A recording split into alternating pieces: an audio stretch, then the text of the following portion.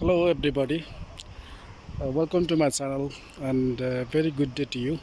And today I'm going to show you the some landscape plants and something names for the plants. So how we did this project. This is very prestigious project which is we had done before 1 year. So आज म तपाईहरुलाई यो प्रोजेक्टको बारेमा जुन चाहिँ 1 वर्ष अगाडि भइसकेको प्रोजेक्टको ल्यान्डस्केपिङ सम्बन्धी केही जानकारी मूलक कुराहरू देखाउन गइरहेछु हजुरहरुलाई। यो अहिले जहाँ देखिराख्नु भएको छ यो रातो फूल फुलेको यसको नाम इंग्लिशमा बोगनभिलिया ग्लाब्रा भन्छ यसलाई। अनि यसरी नै तपाईको यो सानो सानो ढुङ्गाहरू लागेको यस्तो खालको एरियाहरुलाई चाहिँ जेरिस्केप भनेर भनिन्छ, जहाँ चाहिँ हाम्रो एलोभेरा रोपिएको छ। अनि यो साइक्लिङ पाथवे यहाँ चाहिँ जहाँ चाहिँ मान्छे हिँड्न पनि सक्छ, रबर म्याटले बनाएको छ। अनि यस पछाडिको यो ढुङ्गा उतापट्टिको त्यो हरियो द्याट इज क्यारिसा ग्रान्डिफ्लोरा अनि यसको नाम चाहिँ रहेको छ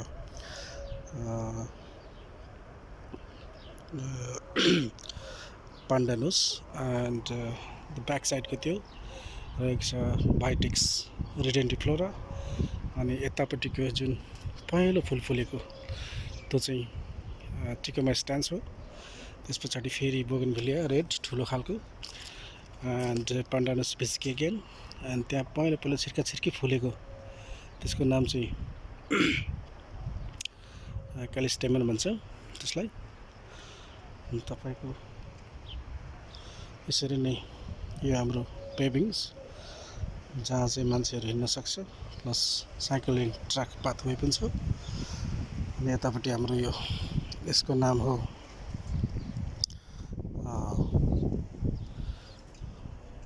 यो सानो खालको त्यो खजुरको बोट मतलब फोनिक्स डिक्टोफ्लोरिया। अनि त्यसरी नै तपाईको विटिलिया सानो यो फुलहरू यसमा पहेँलो पहेँलो फुल्छ, पहेँलो खालको फुल फुल्ने गर्छ, अहिले चाहिँ फुलिसकेको छैन। यसरी नै यो चाहिँ सानो रातो यो फुलेको फुललाई अल्ट्रानेन्ड्रा भन्छ, अल्ट्रानेन्ड्रा रेड। त्यसरी नै यतापट्टि पनि छ विटिलिया, एकदमै राम्रो फुल्छ यो फुल्दाखेरि। अनि यो माटोको ढिम्कीहरूलाई अप डाउन गरेर बनाएको छ, जसलाई चाहिँ इंग्लिशमा माउन्ट्स भनिन्छ। त्यसरी नै पछाडि पान्डानुस अनि सेतो सेतो फुल फुल्ने फुल त्यसलाई पुल्मेरिया भनिन्छ, पुल्मेरिया अवस्था। यो खालको रुखलाई चाहिँ आकाशिया टोटेलस भनिन्छ। त्यस पछाडिको एउटा कोर्डिलस भन्ने रुख छ, यो रुखले पनि रातो रातो फुल फुल्ने काम गर्छ। त्यसरी नै बोगनभिलिया ग्लाब्रा यो भेरिगाता जो चाहिँ एकदम लामो हुन्छ। त्यसरी नै यहाँ घाँस पनि छ, यो घाँसलाई पेनासेटम भिलेसियम भनिन्छ। अनि यसको डेप्थ गहिराई कसरी रोप्नुपर्छ भन्ने कुराहरू म सबै आगामी भिडियोहरुमा देखाउने छु। I'll update you in all how to plants and what is the depth of the plants and subs and ground cover, everything I will let you know in the next video. अनि त्यस पछाडिको यो घाँस पछाडि भाइटेक्स रिडेन्टिफ्लोरा again. अनि यो अगाडि भएको रुख एउटा छ, यो रुखलाई तबबुया अर्जेन्टिना भनिन्छ, जहाँ चाहिँ पहेँलो फुल फुल्छ, तर अहिले यसको फुल्ने सिजन सकिसक्यो। त्यस पछाडिको जलेबीको रुख अनि फेरि Tecoma again, Tecoma stans again Vitex agnus. त्यसरी नै पछाडि सबै टिकोमा देख्न सक्नुहुन्छ। टिकोमा चाहिँ एकदमै राम्रो पहेँलो फुल फुल्छ। यसरी नै बनाइएको छ यो पार्क, यो प्रोजेक्ट एकदमै राम्रो छ। तपाईको यतातिर स्लोप दिएर हाम्रो सुसुबियम रोपिएको छ। त्यसरी नै अल्टरनेन्ट्रा यसरी नै देख्न सक्नुहुन्छ पुल्मेरिया। यसरी नै यतापट्टि एउटा ट्रिप्लेक्स हालिमस भन्छ, यो खैरो खैरो खालको फुललाई बिरुवालाई भनौँ न। यसरी नै यो घाँस एउटा नेपालमा भैँसीले खाने घाँस जस्तो खालको, यसलाई रातोलाई पेनासेटम रूपमा भनिन्छ, हरियोलाई पेनासेटम सेटासियम। यसरी नै यहाँ रहेको छ फेरि एउटा रोएलिया एक्विफल्टेन्स भन्छ इंग्लिशमा यसलाई, यो फुललाई। यो फुल पुरै फुल्दाखेरि एकदमै राम्रो हुन्छ, एकदमै राम्रो देखिन्छ। साथमा यसको साथमा हामीले एकदम डिजाइनफुल तरिकाले साइडमा रोपेको छौँ। एडिनियम ओबिसम भन्छ यो जुन फुल देखिराख्नु भएको छ, एकदमै राम्रो छ। एडिनियम ओबिसम साइडमा रोपेको छ। त्यसरी नै पछाडिपट्टि बोगनभिलिया भेरिगेटा, त्यस पछाडि भाइटेक्स ट्राइफोलिएटा, त्यस पछाडि फेरि तपतिया भन्ने फुल फुलेको छ। अनि त्यसपछि त्यहाँ एउटा भिल्ला छ है।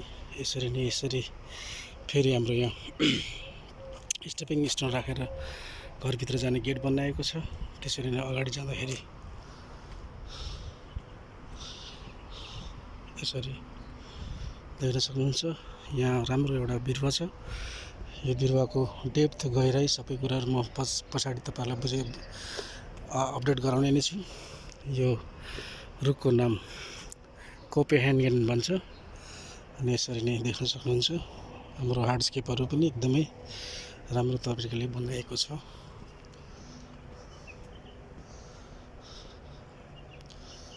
अनि यसरी नै यता यस्तो छ भन्दाखेरि हामी यतापट्टिबाट जान्छौँ।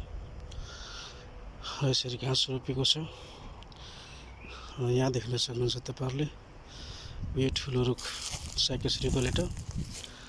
अनि त्यसरी नै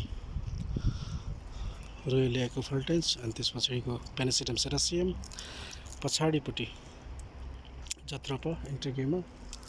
अनि यहाँ घाँस यसरी नै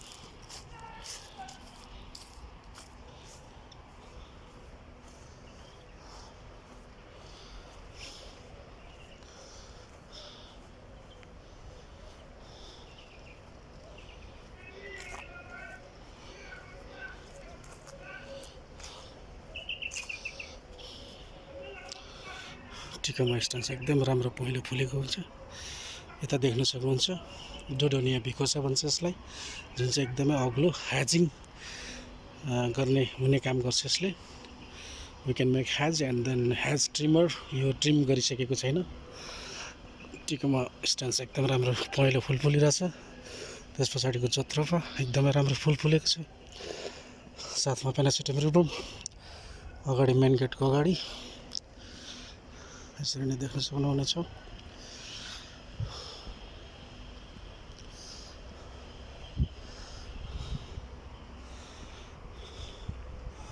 यहाँ देख्न सक्नुहुनेछ तपाईँहरूले एउटा बिरुवा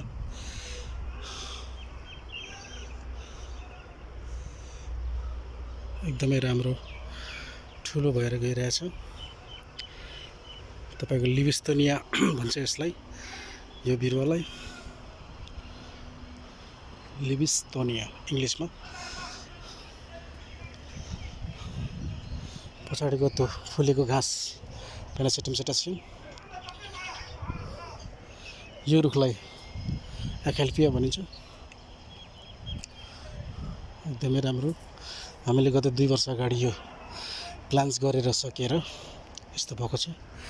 जुन यहाँ अगाडि ठुलो रुख देख्नु भएको छ त्यसलाई टेलोनिक्स भन्छ, टेलोनिक्स रेजिया। यहाँ चाहिँ वाटर फाउन्टेनहरू छ एकदमै राम्रो। अनि अगाडि गएर स्विमिङ पुल छ।